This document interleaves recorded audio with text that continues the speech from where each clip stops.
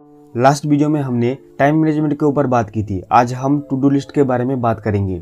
To do list एक list होती है जिसमें हम दिन में जो जो काम करने होते हैं उसे लिख लेते हैं। हमें दिन में कई सारे काम करने होते हैं। बहुत से काम होने के कारण हम कई बार कुछ इंपॉर्टेंट काम को भूल जाते हैं, तो कई बार कंफ्यूज होते हैं कि किसको पहले करें और किसको बाद में।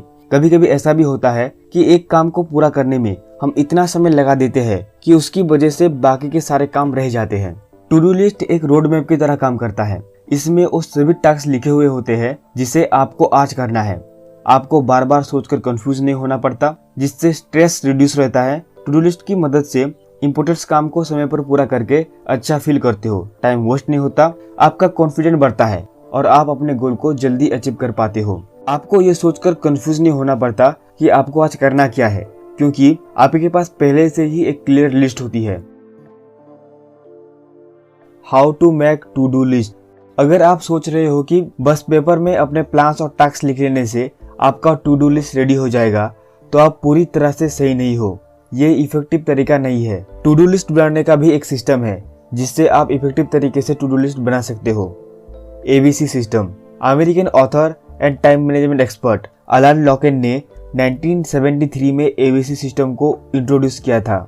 टाइम मैनेजमेंट के बाकी सभी फॉर्मूले में से ABC सिस्टम सबसे इजी और इफेक्टिव फॉर्मूला है।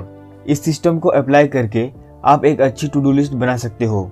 इस फॉर्मूले के हिसाब से टाइम मैनेजमेंट की गड़बड़ी तब हो जाती है जब हम अपने इम्पोर्टेंस और अर्जेंट काम को मिक्स कर देते हैं। इसलिए अपने सभी टास्क को 3 कैटेगरी में डिवाइड कर दे। कैटेगरी A, B और C। कैटेगरी A में वो काम होने चाहिए जो अर्जेंट है। ये वो काम है जिन्हें आज के आज ही पूरा करना है। इस काम के पूरा ना होने पर आपको कोई बड़ा नुकसान उठाना पड़ सकता है।